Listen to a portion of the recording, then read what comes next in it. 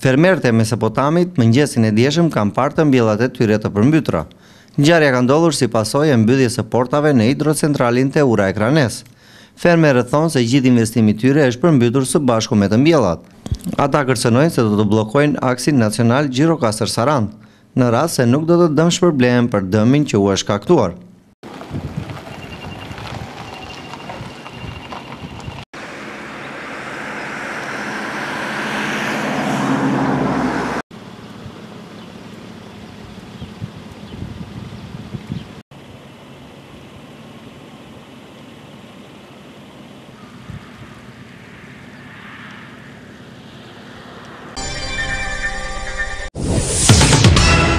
Avokatët në të gjithë vendin sot ndodhen në ditën e 3 të protestës, pasi kundërshtojnë rritjen e sigurimeve shoqërore.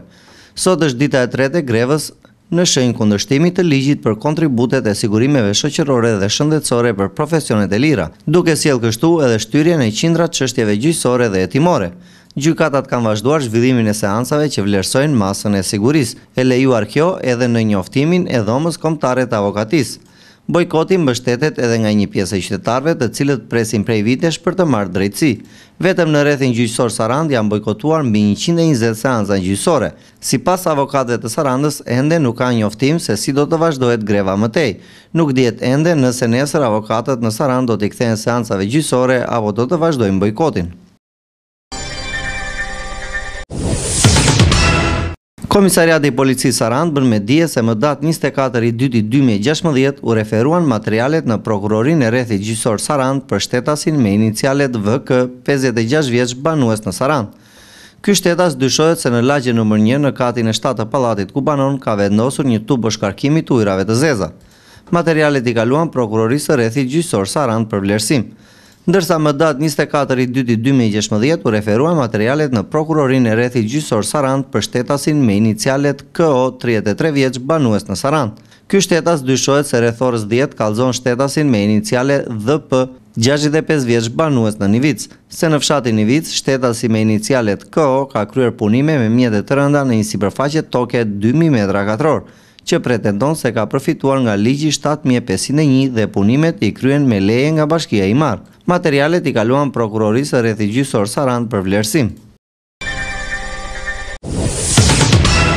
Ekipi Butrindi do të përballet të shtunën me ekipin e Pogradecit. Sarandiotët gjatë gjithë javës kanë qenë të impenjuar në seanca stërvitore, ku trajneri Flamusheu zhvilloi edhe një ndeshje midis futbollistëve. Kapiteni i ekipit të Butrindit, Diogen Muço, për APT News shprehet se është një takim i vështirë të cilin e kemi vlerësuar në maksimum.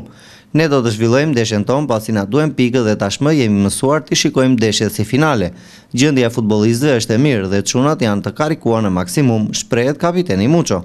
Po sipas tij është në dyshim vetëm sulmuesi Shehaj, i cili ka pësuar një dëmtim dhe vetëm pak para ndeshjes besoi se do të vendoset pasi të kontrollohet edhe gjendja e futbollistit. Presim edhe mbështetje nga tifozat të cilët presin fitore nga ne, dhe ne nuk do t'i zhgënjejmë, përfundon prononcimin e tij kapiteni i Butrindit Diogen Muço.